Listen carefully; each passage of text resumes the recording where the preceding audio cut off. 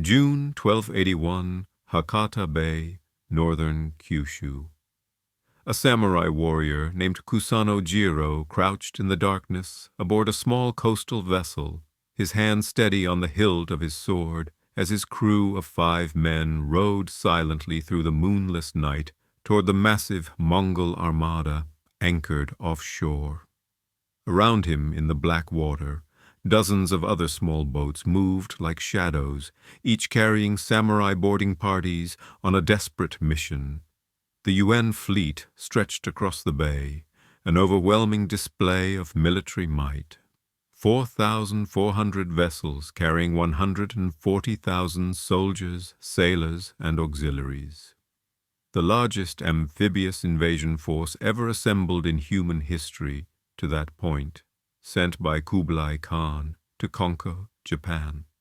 But what the Mongol commanders did not yet fully grasp was that their enormous fleet, anchored in hostile waters for weeks while struggling to establish a beachhead, had become vulnerable. The Japanese defensive wall had blocked their landing. Their hastily constructed ships, many built without proper keels, rolled uneasily in the swells. And now, under cover of darkness, the samurai were coming. This was not the decisive blow that would destroy the invasion. That would come from nature itself, in a catastrophic typhoon that Japanese chronicles would call kamikaze, the divine wind. But the samurai night raids that harassed the Mongol fleet through June and July 1281, setting ships ablaze and taking enemy heads, contributed to a strategic paralysis that kept the invasion fleet exposed at anchor when the great storm struck on August 15th. The combination of determined human resistance and devastating natural disaster would create one of history's most dramatic military failures, a defeat so complete that it would end Mongol expansion across the sea and forge a legend of divine protection that would define Japanese national identity for 7 centuries. The story begins not with the second invasion of 1281, but 7 years earlier, with the first Mongol attempt to subjugate Japan. In 1274, after conquering Korea and forcing the Goryeo dynasty into vassalage, Kublai Khan dispatched a fleet of 900 ships carrying approximately 28,000 men. The force was substantial: 15,000 Mongol, Chinese, and Yurshan soldiers, 6,000 to 8,000 Korean troops, and 7,000 Korean sailors. Their mission was to force Japan to submit to Mongol suzerainty, as so many other nations across Asia had been compelled to do. The strategic situation facing Japan was precarious. The Kamakura shogunate, ruled by the regent Hojo Tokimune, controlled a warrior culture that had developed through centuries of internal conflict. But Japanese military experience was entirely domestic. The samurai had never faced a foreign invasion. Their combat tactics emphasized individual prowess, formal challenges, and single combat.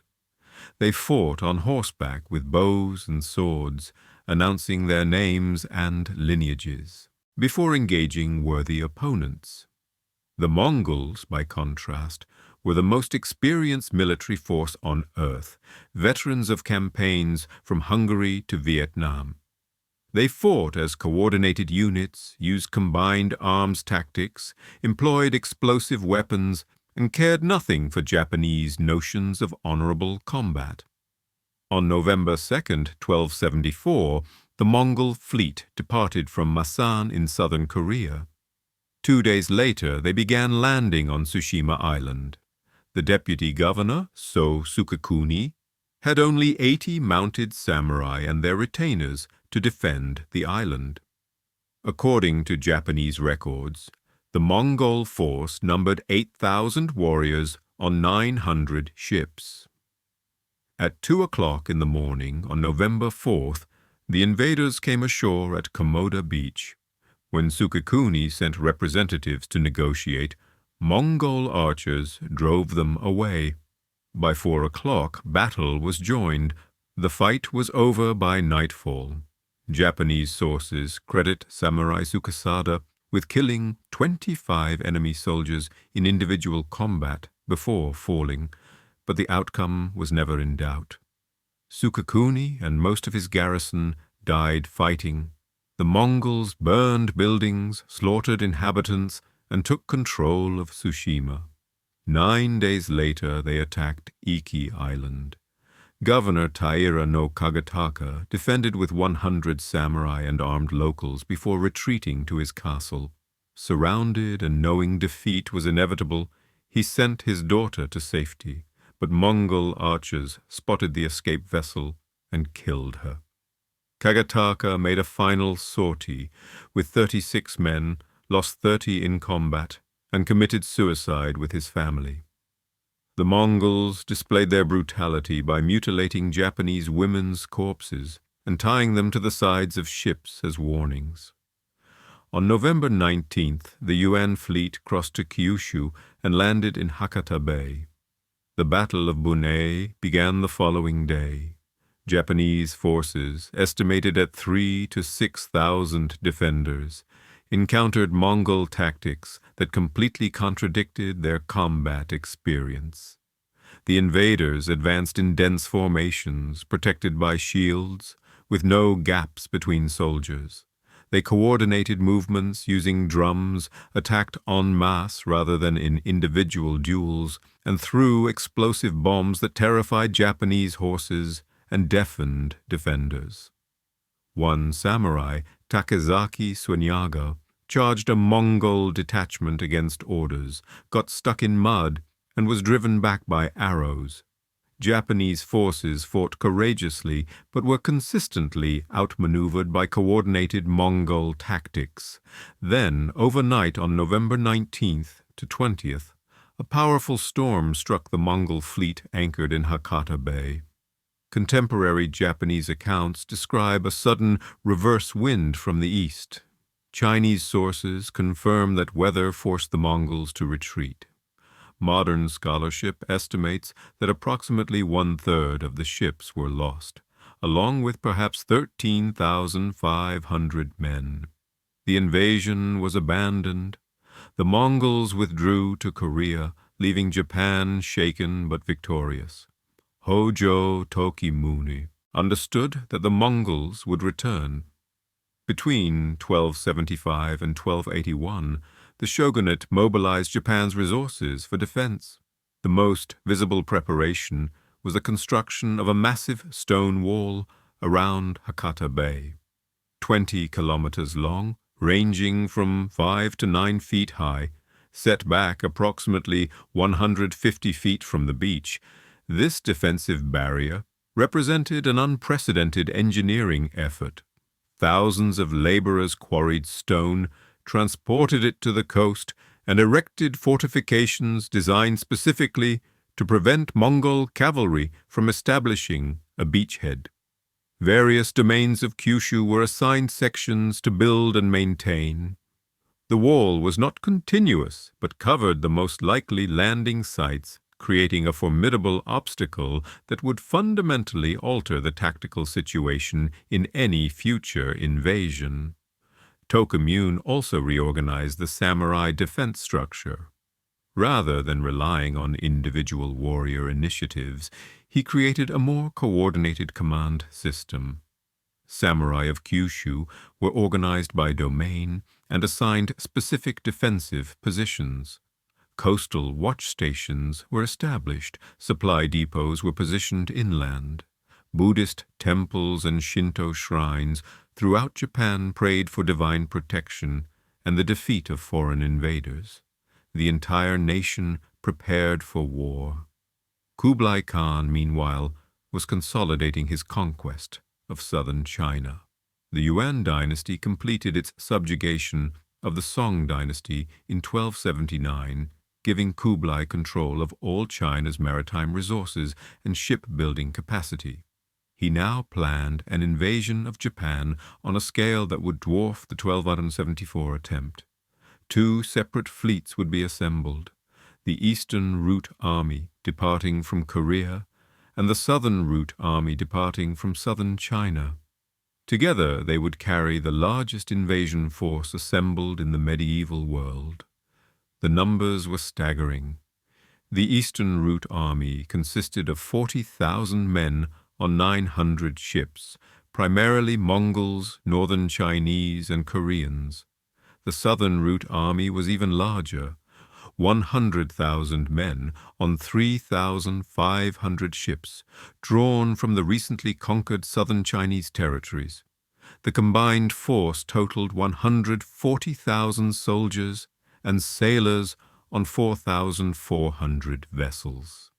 For comparison, the Spanish Armada of 1588 numbered 130 ships. The Allied invasion of Normandy in 1944 employed nearly 7,000 vessels, but over a much shorter crossing.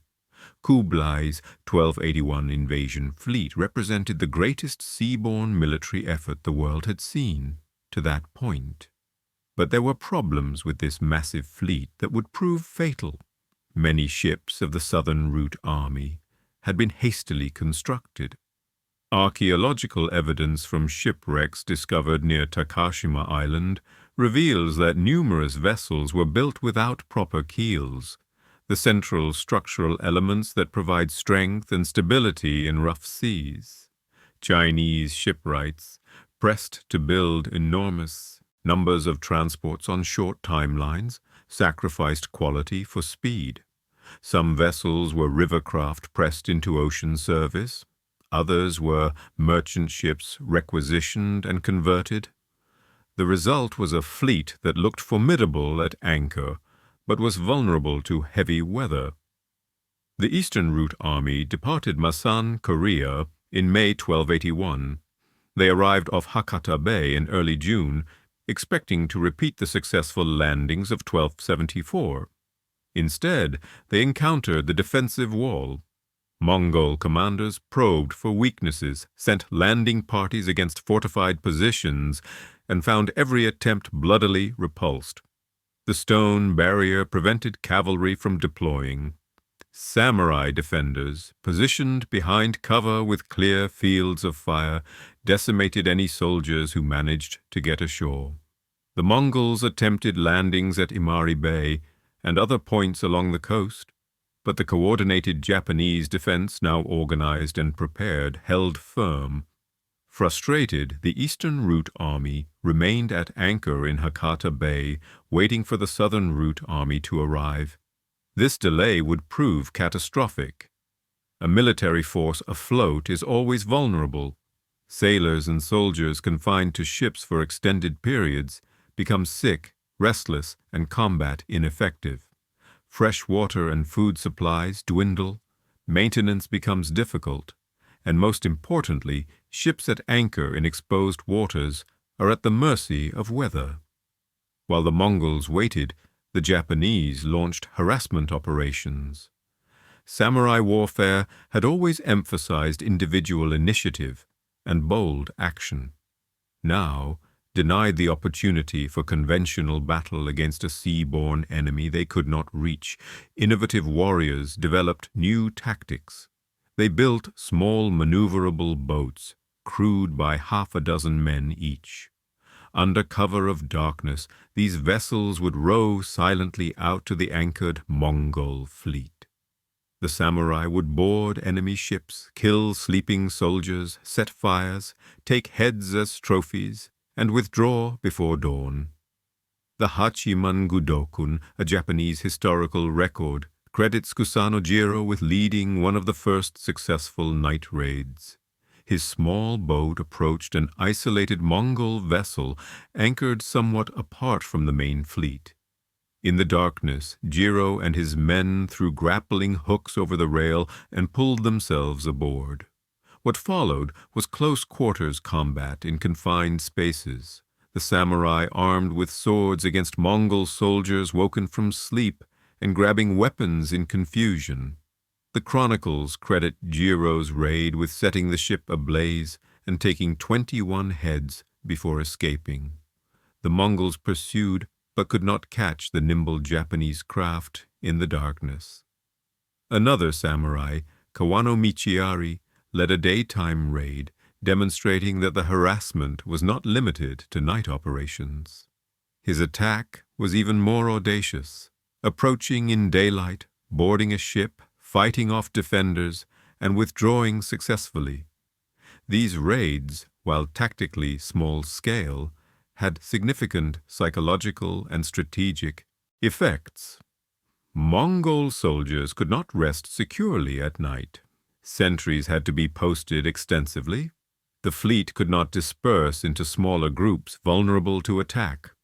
And crucially, Mongol commanders became hesitant to send forces ashore at night, when Japanese harassment was most effective, even though night attacks on the defensive positions might have succeeded. The Southern Route Army finally arrived in early August, linking up with the Eastern Route Army near Takashima Island. The combined fleet of 4,400 ships created a forest of masts across the water. Kublai Khan's subordinates urged immediate attack despite the defensive wall, arguing that sheer numbers would overwhelm Japanese resistance. But the fleet had been delayed by poor logistics, late departure, and slower than expected sailing. It was now mid-August, the height of typhoon season in the western Pacific. The Japanese continued their night raids even against this vastly larger fleet. The size of the Mongol armada actually made coordination more difficult.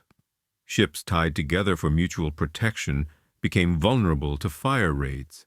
Ships spread apart to reduce fire risk became isolated targets for samurai boarding parties.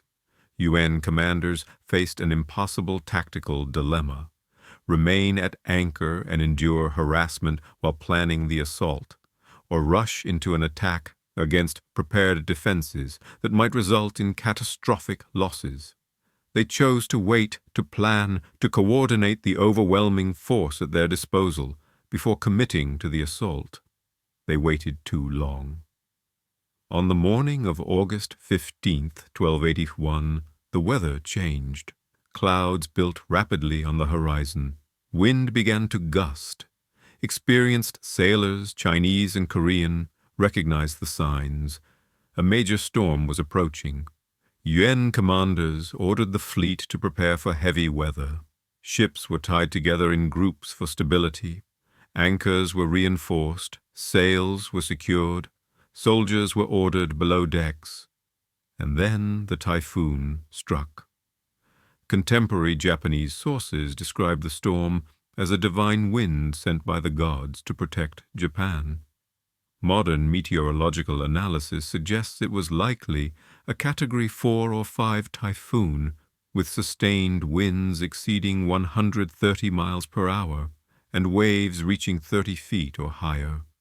The storm lasted 2 full days and nights, battering the Mongol fleet with relentless fury. Ships built without proper keels capsized in heavy swells. Vessels tied together for safety smashed into each other, shattering hulls and rigging. Anchors dragged across the seabed, unable to hold position against the wind and current. Soldiers, trapped below decks, drowned as ships rolled and sank. Sailors attempting to cut lines or reef sails were swept overboard. The destruction was total. Japanese sources describe wreckage so dense that a person could walk across it without touching water. Chinese records admit massive casualties. Modern archaeological excavations near Takashima Island have recovered thousands of artifacts, including ship timbers, stone anchors, weapons, armor, ceramics, and human remains, all dating to 1281 and scattered across the seabed in patterns consistent with catastrophic shipwreck. Analysis of the ship timbers confirms that many vessels were poorly constructed, with hull planking nailed rather than traditionally jointed, consistent with hasty wartime production. When the storm finally passed on August 17th, the UN invasion fleet had ceased to exist as a coherent military force. Estimates suggest that 2,000 to 3,000 ships were destroyed outright. Tens of thousands of men drowned. Survivors clung to wreckage, washed ashore on hostile coasts, or crowded onto the few ships that remained seaworthy. UN commanders who survived attempted to organize a retreat with whatever vessels still floated. Japanese forces, emerging from shelter after the typhoon, found the coastline littered with debris and enemy soldiers. They methodically hunted down survivors, taking heads and securing weapons as trophies. The few intact enemy ships that could be salvaged were captured. Casualty figures are estimates, but the scale of loss was unprecedented.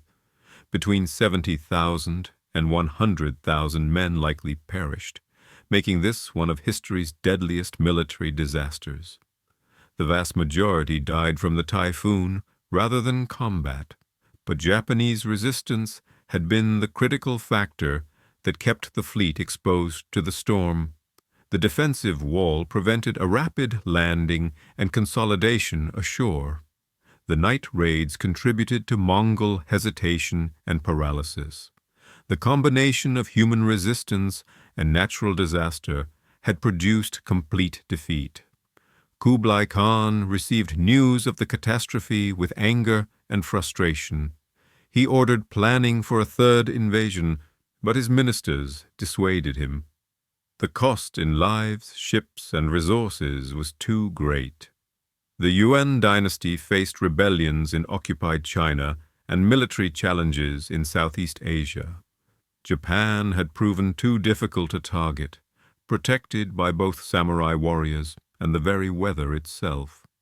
Kublai never attempted another invasion of Japan, and after his death in 1294, his successors had no interest in renewing the effort. For Japan, the victory became a defining national myth. The typhoons of 1274 and 1281 were celebrated as kamikaze, divine winds sent by the gods to protect the sacred islands from foreign invasion. Shinto shrines and Buddhist temples that had prayed for deliverance received credit for summoning the storms. Emperor Kameyama and the imperial court proclaimed that Japan enjoyed divine protection. The samurai who had fought the Mongols became legendary figures, their exploits recorded in scrolls and chronicles.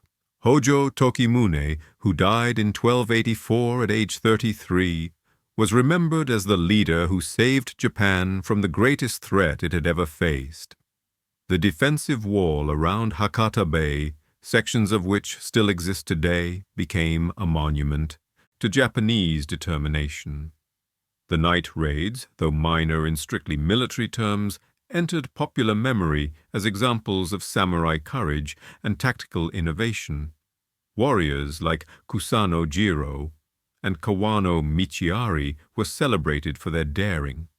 Takezaki Suenaga, who fought in both invasions, commissioned illustrated scrolls depicting his service, which survive as the Moko Shurai Ekotoba and provide invaluable visual documentation of the invasions. The long-term consequences were significant. The Mongol invasions bankrupted the Kamakura shogunate, which had mobilized the entire nation for defense, but could not adequately reward the warriors who had fought. Unlike traditional conflicts where defeated enemies forfeited land that could be redistributed, the Mongol invasions produced no spoils. Samurai who had fought bravely received little compensation, creating resentment that would eventually contribute to the shogunate's collapse in 1333. The invasions also ended significant contact between Japan and the Asian mainland for nearly 2 centuries, fostering Japan's development in relative isolation. The contrast between what the Mongol invaders expected and what they encountered illustrates the unpredictability of military ventures across water. Kublai Khan's commanders anticipated that overwhelming force and experienced troops would quickly subdue Japan, as they had subdued so many other nations. They expected Japanese samurai to be brave but disorganized, fighting as individuals rather than coordinated units, They expected to establish beachheads, deploy cavalry, and wage the kind of mobile warfare at which Mongol armies excelled. They did not expect a massive defensive wall that neutralized their cavalry advantage. They did not expect samurai willing to abandon traditional combat methods and develop new tactics specifically designed to harass a fleet at anchor. They did not expect their fleet's construction quality to matter when the weather turned violent. And they certainly did not expect to face two catastrophic typhoons in 1274 and 1281 at the precise moments when their forces were most vulnerable. The samurai night raids, while not the primary cause of the invasion's failure, were not insignificant. Military operations succeed or fail based on countless factors, and tactical harassment that prevents an enemy from resting, planning, and acting decisively can have strategic consequences. If the Mongol fleet had immediately assaulted the Hakata Bay defenses in early June when the Eastern Route Army first arrived, they might have breached the wall before the Southern Route Army joined them, established a fortified position inland, and been safely ashore when the August typhoon struck. The fleet would still have been destroyed, but the army would have survived to wage a land campaign. Instead, hesitation, delay, and the cumulative stress of nightly harassment kept the invasion force at anchor for months, exactly where the typhoon could do maximum damage. The story of 1281 is fundamentally about nature's power to overturn human ambitions. The typhoon that struck on August 15th was the decisive factor, the event that transformed a difficult military situation into complete catastrophe. Meteorological research suggests that typhoons in the western Pacific during the late summer months can generate winds exceeding 150 miles per hour and waves surpassing 40 feet. A fleet of wooden vessels, even well-constructed ones, could not survive such conditions while at anchor in exposed waters. The Mongol fleet, with its hastily built ships and delayed consolidation, was extraordinarily vulnerable. Archaeological evidence supports the historical accounts of overwhelming destruction. Underwater surveys near Takashima Island have located anchor stones weighing up to 2 tons each, scattered across a wide area. These massive anchors would have been abandoned only in desperate circumstances, when crews cut them free, attempting to save their ships. Timber samples show stress fractures consistent with violent wave action. Ceramic fragments from Chinese provinces hundreds of miles apart confirm that the fleet truly did consist of vessels from across the Yuan Empire, hastily assembled and sent to Japan with inadequate preparation. The Mongol invasions rank among history's greatest military disasters and represent one of the clearest examples of weather's decisive role in warfare. The Spanish Armada of 1588 was scattered by storms in the North Sea. Napoleon's retreat from Moscow in 1812 was devastated by winter. The Allied invasion of Normandy in 1944 was delayed by Channel storms and succeeded partly because German commanders did not expect landings during marginal weather. But few historical events match the 1281 typhoon's completeness of destruction, a fleet of 4,400 ships and 140,000 men, the largest amphibious force assembled for 6 centuries, annihilated in 2 days. For the samurai who witnessed the typhoon's aftermath, the wreckage-strewn coastline must have seemed proof of divine favor.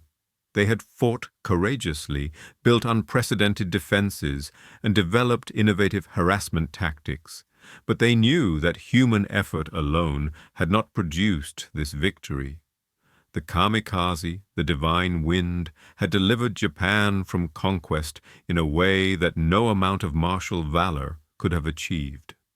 This combination of human effort and divine intervention became central to Japanese identity. The understanding that the nation was protected both by the courage of its warriors and by the favor of its gods. The raids conducted by Kusanojiro and other samurai were important, not because they sank significant numbers of ships or killed large numbers of enemies, but because they demonstrated Japanese determination and contributed to the Mongol commander's strategic paralysis. When an enemy refuses to accept his apparent disadvantage, when he continues to attack, despite overwhelming odds, when he demonstrates imagination and courage in developing new tactics, that enemy becomes dangerous in ways that numerical calculations cannot capture. The Mongol commanders, confronting both a defensive wall they could not easily overcome and nightly harassment they could not easily prevent, chose to wait for perfect conditions before attacking. That decision kept them at anchor through mid-August when the typhoon arrived. In 1945, as the Japanese Empire faced defeat in World War II, military leaders revived the kamikaze concept for a very different purpose. Pilots who deliberately crashed their aircraft into American warships were called kamikaze, invoking the divine wind that had saved Japan 6.5 centuries earlier. This tragic appropriation of the historical term reflected a desperate hope that some miraculous deliverance would save Japan from destruction as it had in 1281. No divine wind came in 1945. The atomic bombs dropped on Hiroshima and Nagasaki, followed by Japan's surrender, demonstrated that modern warfare operates on different principles than medieval conflicts. But the 1281 victory remains a powerful historical memory. Every August 15th, memorial services honor those who defended Japan against the Mongol invasions. Shrines maintain exhibits of artifacts recovered from the seabed near Takashima. Historians continue to study the invasions, analyzing tactics, logistics, and the precise sequence of events that led to such complete Mongol defeat. The defensive wall sections that survive are preserved as cultural heritage sites, monuments to engineering and determination. The full story of the Mongol invasions includes military preparation, innovative tactics, determined resistance, and catastrophic weather. The samurai night raids were one element in a complex sequence of events that kept the invasion fleet vulnerable at the crucial moment. The typhoon was the overwhelming destructive force that actually devastated the fleet. But human actions and natural phenomena combined to produce the outcome. Without the defensive wall, the Mongols might have established secure beachheads before the typhoon struck. Without the night raids, they might have organized more effective operations. Without the typhoon, Japanese resistance alone might not have been sufficient to defeat such overwhelming numbers. This is the reality of the 1281 invasion. A massive, well-equipped military force, commanded by experienced generals serving the most powerful emperor on earth, was defeated by a combination of determined human resistance that prevented rapid victory and natural disaster that exploited the resulting vulnerability. The samurai who fought and the storm that raged were both necessary for the outcome that saved Japan from Mongol conquest and ended the eastern expansion of the largest empire the world had yet seen. The implications resonated across East Asia. Kublai Khan's failure to conquer Japan demonstrated limits to Mongol power and encouraged resistance elsewhere. Vietnam, which the Mongols also attempted to invade multiple times, took heart from Japanese success. The Yuan dynasty's resources were depleted by the failed invasions, contributing to internal problems that would eventually lead to the Ming dynasty's replacement of Mongol rule in China in 1368. For Japan, the victory strengthened the samurai class, validated the shogunate's military organization, and created a lasting sense of divine protection that would influence Japanese culture through the centuries. The small boats that carried Kusanojiro and his fellow samurai into the darkness of Hakata Bay, rowing toward the overwhelming Mongol fleet anchored offshore, represented courage in the face of impossible odds. Their night raids, setting ships ablaze and taking enemy heads, were acts of tactical harassment that by themselves could not defeat an invasion force of 140,000 men. But they contributed to an atmosphere of vulnerability, hesitation, and strategic paralysis that kept that force exposed at anchor when nature delivered its verdict. And when the typhoon of August 15th, 1281, struck with full fury, destroying ships by the thousands and drowning men by the tens of thousands, it completed what human effort had begun.